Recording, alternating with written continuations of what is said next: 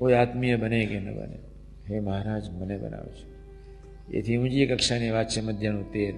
સૌ આત્મીય જ છે. હે મહારાજ મારે એકલાને જ બાકી છે, મારે એકલાને જ વર્તવાનું છે. પ્રેમનો અવતાર જેવો પુરુષ હસ્યા કરે, હયત કરે, જમાડે, આનંદ કરાવે, ડબ્બો મારે, અમે ભૂલી જઈએ કે આ સનાતન માવતર આ દિવ્ય પુરુષ જુદા છે. સાવ ભૂલી જતા. અક્ષર બ્રહ્મ છુપાવવા જ્યારે પ્રયત્ન કરે ત્યારે આપણે આપણી જાતને ક્યાં અક્ષર બ્રહ્મને, ક્યાં તમે, ક્યાં આકાશ પાતાળનો ફેર, શું કલ્પના કરી શકીશું પુરુષોત્તમ નારાયણના સગુણ અને નિર્ગુણ ઐશ્વર્યનું શું કલ્પના કરીશું? અક્ષરધામને પણ સ્વરાર્થકો મુક્ત સહિત 1 સેકન્ડના 1,00,000મા ભાગમાં લીન કરી શકું એ મારું સગુણ ઐશ્વર્ય છે. એ મહારાજની શું કલ્પના કરવાના છે? એના માટે કોઈ શાસ્ત્રો નથી, એના માટે કોઈ શબ્દો નથી, એના માટે કોઈ વર્ણન નથી. પુરુષોત્તમ નારાયણ માટે એક જ શબ્દ અક્ષરાધિપતિ, બસ. આપણે એનું ભજન કરીએ છીએ. ઓરિજિનલ આત્માનો સ્વભાવ છે પવિત્રતા, જે મહાવીર અને બુદ્ધે અનુભવ કર્યો, મોહમ્મદે અને નાનકે અનુભવ કર્યો. અક્ષરનો નહીં થયો. આત્મા શુદ્ધ છે. અહમ બ્રહ્માસ્મિ જેને શંકરાચાર્ય અનુભવ કર્યો, એ શુદ્ધ છે, એ પવિત્ર છે, એ સાચો છે. આત્મા પ્રકાશ યુક્ત છે. એથી અનંત ગણું શુદ્ધ છે અક્ષર બ્રહ્મ. સમજો વાત. આત્માની શુદ્ધ, આત્મા તો સ્વયં શુદ્ધ છે જ. આત્મા પ્રકાશે યુક્ત છે. એથી અનંત ગણું શુદ્ધ છે અક્ષર બ્રહ્મ, ચિદાકાશ. અને એમાં નારાયણ રહ્યા છે, કલ્પનાતીત. ભગવાન માટે બીજો શબ્દ એટલું જ બોલી શકાય કે એ રસગન આનંદગન મૂર્તિ છે. બસ. આપણે કેટલા નસીબદાર છે. અક્ષર બ્રહ્મની શુદ્ધ ઉપાસના ક્યાંથી? આત્માને વિશે કોઈ દોષ જ નથી, સ્વભાવ જ નથી, પ્રકૃતિ નથી.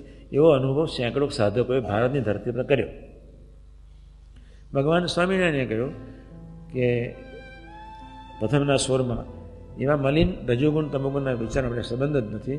આપણે આત્મા સત્ય સ્વરૂપ છે, શુદ્ધરૂપ છે, પવિત્ર સ્વરૂપ છે.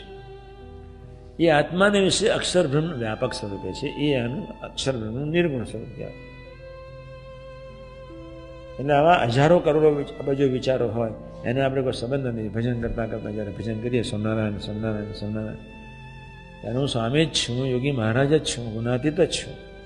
સ્વામીએ કહ્યું ગુણ ગાવાથી જીવ ભ્રમરૂપ થઈ જાય. ગુણ ગાવા એ સત છે, બાકી બધું અસત્ય છે. ગુણ જ લો, ગુણ જ લો, ગુણ જ લો. ક્યારેય કોઈનો અભાવ ગુણ લેવો જ નહીં. યોગી મહારાજ કહેતા બધા જ કરીને આવ્યા છે, મારે એકલાને જ બાકી છે. બધા જ કરીને આવ્યા છે, મારે એકલાને જ બાકી છે.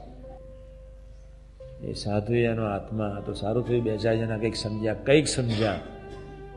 કાકાજી, પપ્પાજી, મહંત સ્વામીજી, હું ખરેખર કહું છું, કરોડો દાદુબેન, કરોડો મહંત સ્વામી યોગીમાના રૂવાડામાં ના આવે એવું ભવ્યાતીત ભવ્ય સ્વરૂપ, જેનું ખાલી એક દર્શન નિમિષ માત્ર આ ધરતીના પટરાંગણ તો હોય નહીં. પહેલું કારણ એક નિમિષ માત્રના દર્શનથી તમારા કરોડો જન્મના પાપના થરના ઓગળી જાય. 1 સેકન્ડના 1,00,000ના ભાગમાં સૃષ્ટિને ચિન્મય બનાવી શકે એવી એની પ્રચંડ શક્તિ ધરાવનાર સાધુ, એનું શું વર્ણન કરવાના? તો એને વાસન છે, એને ટોકની સહન કરી, એને ખૂબ સહન કર્યું. આપણા કોઈ પાપે કરીને એને દેહને વગાડી નાખ્યું, લોહીનું પાણી કરી નાખ્યું. તમારા મન બુદ્ધિને ફેંકી જ દેવાના. કહી દઉં હું આત્મા છું, એથી પર અક્ષર બ્રહ્મ છું. અને નારાયણ સૌનો બાપનો બાપ, અક્ષર બ્રહ્મનો બાપ નારાયણ મારા હૈયાની વિશે ખંડિત છે. એ પરમ સત્ય સ્વરૂપને આપણે પકડવાનું છે. હું તારો છું, તો મારો છે. એટલે કેટલા આમ કેવો મીઠા શબ્દ, કેવો પ્રેમાળ વાક્ય, કેટલું બધું સરસ. બાકી ભાઈ સાંભળો. અને એથી પાર છે પ્રધાન પુરુષ, એથી પાર છે મૂળ પુરુષ, એથી પાર છે તમારો બાપ ને મારો બાપ, સનાતન માવતરમાં અક્ષર બ્રહ્મ નારાયણ કલ્પના તીત છે. બસ દર્શન કરવા ત્યાં જઈને બેસી રહેવું ઠાકોરજી આગળ, એટલા એક વિચારમાં ત્યાં જઈને બેસી રહેવાનું ખાલી. બસ શું સેવા આપણે કરનાર? અમે બહુ સેવા કરી. એના અભિનિવેશમાં નહીં રહેતા તમે. કરુણાએ કહીને સેવા મળી છે. હું તો તમને શું કરાવું, તમારી લક્ષ્મી ડોલરને બધું નાખી આવો દરિયામાં. મારી જરૂર જ નથી. મેં તમને 1000 વાર કહ્યું છે. એ કહેવા પાછળનો હેતુ એક જ, તમને એમ ના થાય કે મેં લક્ષ્મી આપી. મારી જરૂર જ નથી.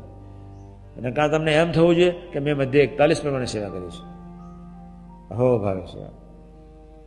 બધું જ તારું મારું ભૂમસી છે. તમારામાં શું છે તમે અક્ષરબ્રહ્મને પહોંચવાના છો. અને હવે એક પુસ્તક ફરી સરસ એક સહજાન લખ્યું છે, ફરી એક સરસ છે. અને એમાં એક વાત લખ્યું છે, કોઈ આત્મીય બને કે ન બને, હે મહારાજ મને બનાવો છો. એથી ઊંચી કક્ષાની વાત છે મધ્યનું 13. સૌ આત્મીય જ છે. હે મહારાજ મારે એકલાને જ બાકી છે, મારે એકલાને જ વર્તવાનું છે.